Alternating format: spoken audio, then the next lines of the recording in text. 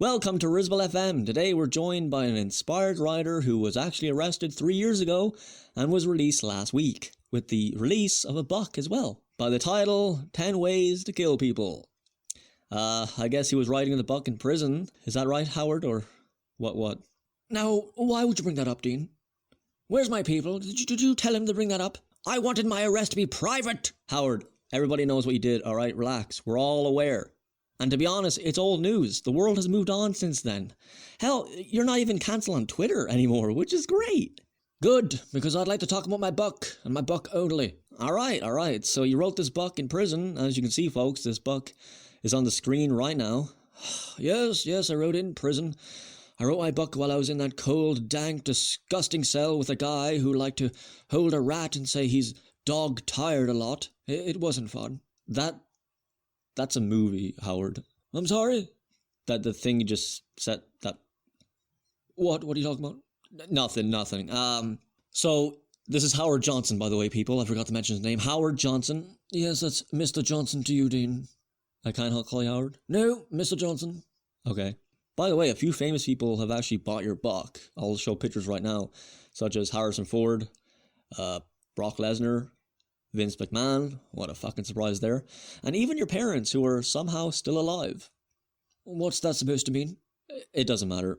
Howard, what made you want to write this book? No, back up! What is that supposed to mean? Whoa, man, hey, those cups belong to my mom, okay? Chillax, big boy. Fuck your mother! No thanks. This is the first show I'm on to promote my 10th book, and it's going worse than Amy Schumer's stand-up. The book is called 10 Ways to Kill, which is what caught my attention more than anything else. How so? Let's see, the title, it says 10 Ways to Kill People. Do you hear what I'm saying? Oh, Dean, come on.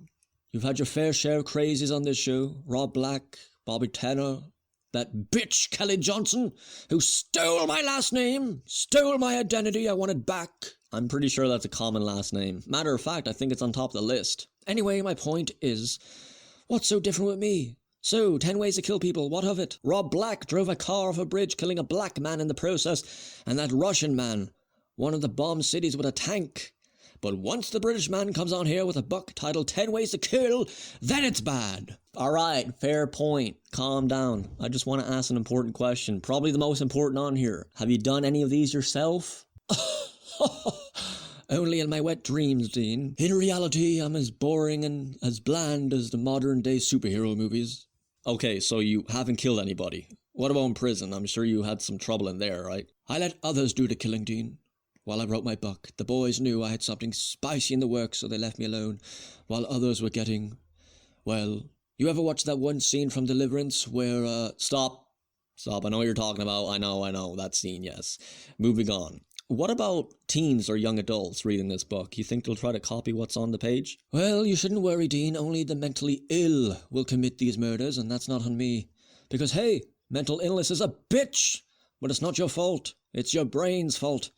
And nobody has free will anyway, so no matter what you do, it's not your fault. It's not your fault.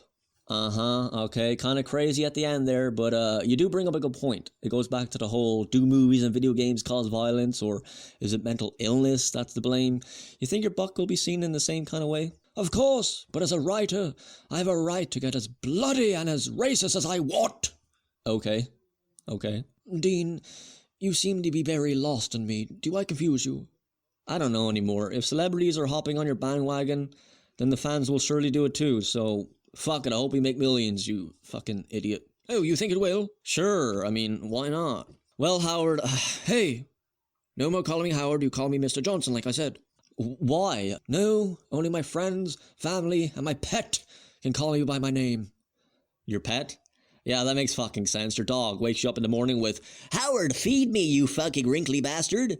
Okay, no, Dean. Who said anything about a dog? I'm talking about my parrot, you specialton. Specialton? Yes, it means you're dumb as a teapot. You know, I bet your parrot gives you these shitty jokes, huh? And even ideas for your books. I bet there's none of these are your original ideas. Your fucking parrot, he's in his cage, he's like, hey, Howard, I can give you ideas. You leave Featherhole out of this. That bird has been a great lover to me, and we... Lover?